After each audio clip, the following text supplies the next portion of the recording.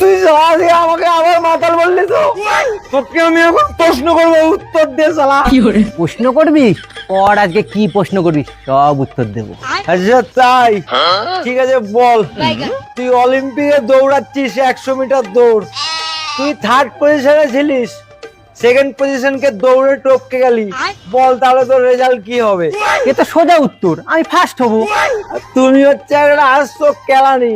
তুমি যদি সেকেন্ড পজিশনকে টপকে যাও তাহলে তো তুমি সেকেন্ড পজিশনই হবা নাকি? তারা ভালো মানুষ প্রশ্নের উত্তর পায় না, কেলানি। চলো এবারে প্রশ্ন করছি, উত্তর দে। এক বস্তা তুলো আর এক বস্তা লোহা, বল দুটোর মধ্যে ভারী কোনটা? ভারী কোনটা? আমাকে বোকা পেয়েছো নাকি? দুটোই যখন এক বস্তা করে আছে, দুটোরই ওজন একই তো হবে নাকি? না, ভুল উত্তর। তুলোর ওজন বেশি ছিল। তুলোর ওজন বেশি ছিল কি করে? কারণ লোহা ছিল 1 কেজির বস্তায় আর তুলো ছিল 50 কেজির বস্তায়। ঠিক আছে, এবারের প্রশ্ন। একটা ছেলে ন্যাড়া হতে গেছে নাপিতের কাছে, তার কাছ থেকে নিয়েছে 10 টাকা। এবার বল, যদি 50টা টাকলা ন্যাড়া হতে যায় তাহলে নাপিতটা ক টাকা নেবে? হ্যাঁ, এই দাঁড়া, অনেক জিকে পড়েছিস তুই, এবার আমি উত্তর দেবো। 50 × 10, 500 টাকা নেবে নাপিতটা। তুমি আরেকটা কেলানি। টাকলা আবার কবে থেকে ন্যাড়া হয় ভাই?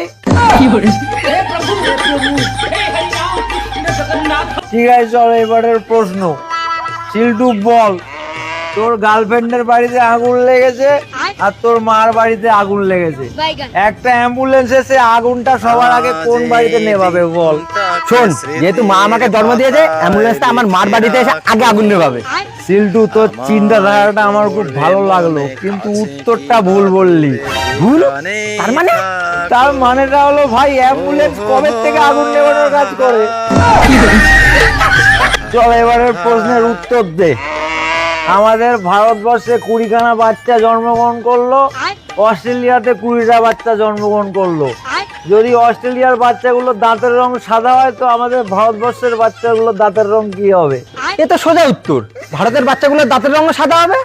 বলছি কেলো, কোন দেশের বাচ্চা দাঁত নিয়ে জন্মায় আগে বলতো?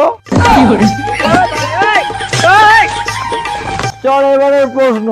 তুই পড়িস 9 নম্বর জুতো, আমিও পড়ি 9 নম্বর জুতো। আমার জুতো, আমার জুতো।